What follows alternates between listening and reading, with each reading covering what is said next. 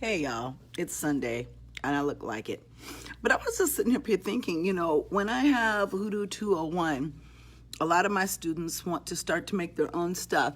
And then if it works for them, they want to see if other people want their stuff. So one of the things I do with my Hoodoo 201 students in June, we've already had the orientation. So if you want to attend it, it'll have to be in July. And I got to see how I can fit all that in, summer and everything. But a lot of people have a hard time finding bottles and labels, excuse me, and the like. And so I tell people, my mentors are artists. So, I learned how they made labels and they have a lot of graphic design skills that I just haven't had the chance to do. But, with a few simple tools, people are always, hi, Xanthia. People are always asking, how do you make labels, for anything?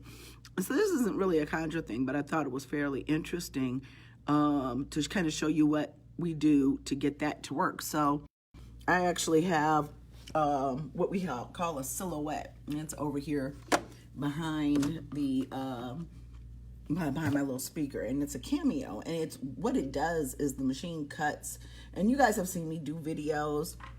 Thank you. You guys have seen me do videos with this before. When I first got it, I was super geeked, and honestly, I like this machine, but I am waiting for it to die so I can get the latest one, which is Bluetooth enabled, because right now I've got a plethora of cords on my desk and I really hate it. So what I did first was I bought I bought this first. And then I realized, I wanted my labels to look a little bit better. So I got a printer like my mentor has had, and this is a professional grade photo printer. And I really can't recommend this particular model. Canon's got a new one out. This is an Epson, because I've had to send this thing back 3 times. But when working, and right now it was acting a fool, so I got to see if it's going to work. So I'm going to try to print this document again. And then the silhouette comes with software. And everybody's always asking me, how do I make labels? How do I make labels? I mean, yeah, you could go, and I'm just making sure that it's I had it set to photo because I didn't like text and image, but this thing is extremely fussy about what type of paper it detects, so it may not print.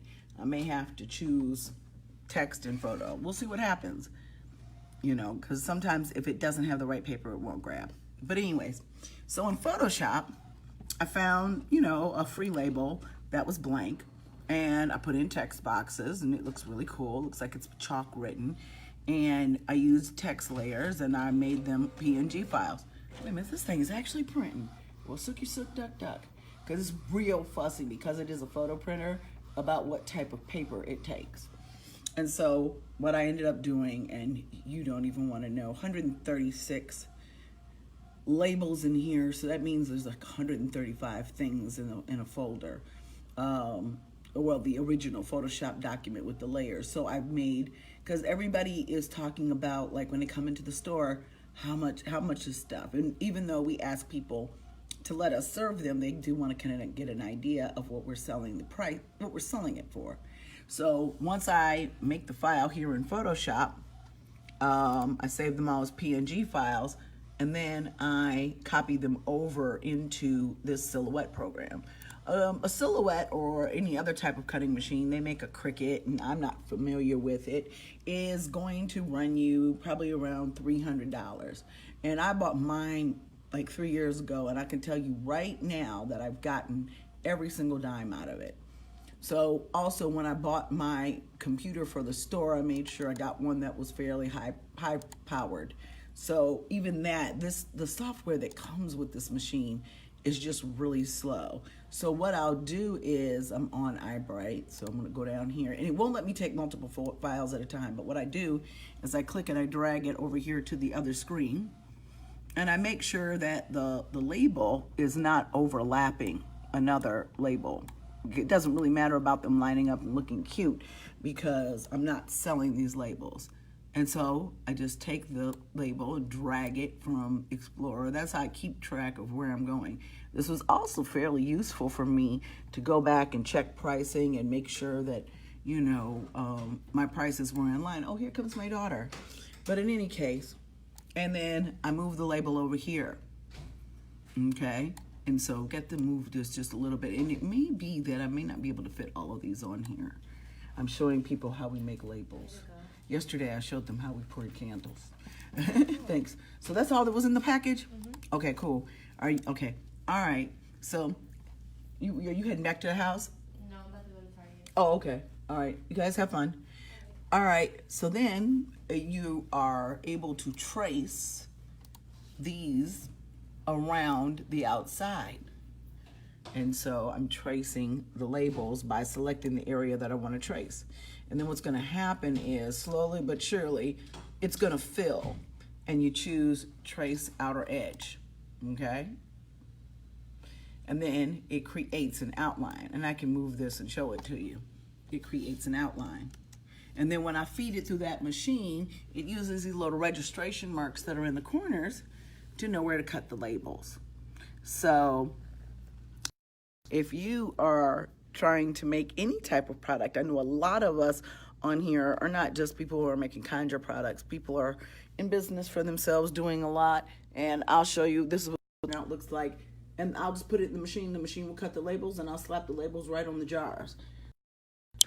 The cool thing is technology can really let you, make really professional things. When I tell y'all that I built this store on creativity and a very tight budget and IKEA furniture, I'm not bullshitting you.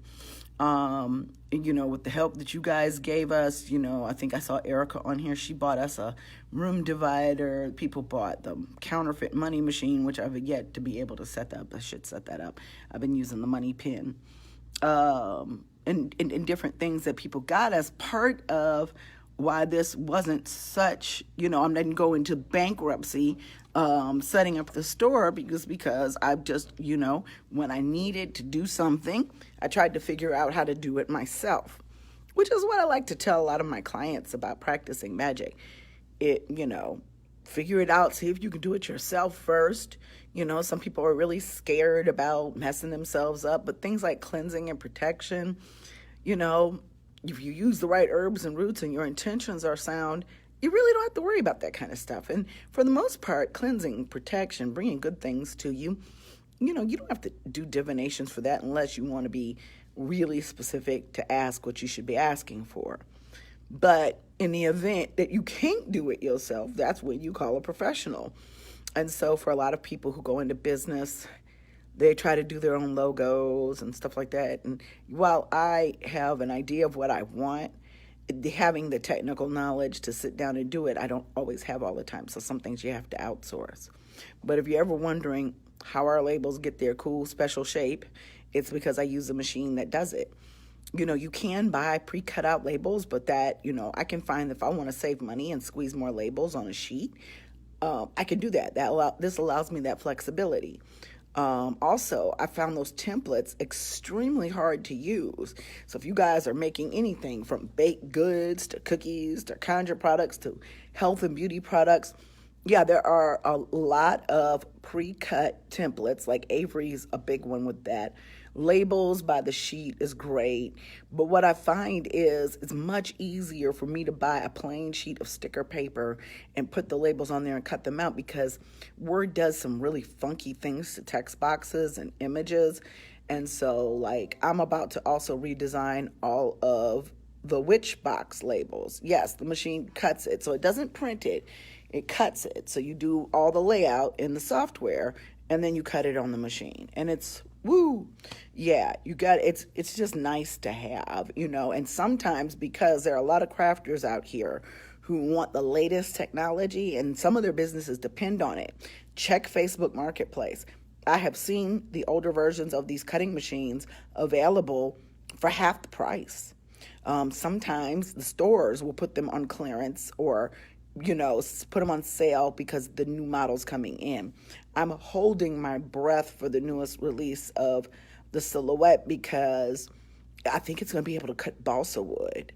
And I'm just going to be like, I'm just waiting for the next one. I saw some stuff about it and I was fairly impressed. But I was just taking a quick break. Wanted to show you guys that. Now I got to go get on candles, making more candles and cutting these labels. And this machine's fairly loud. So I want to go ahead and get these cut, while it's quiet in here and I'm by myself. You guys have a great day. Bye.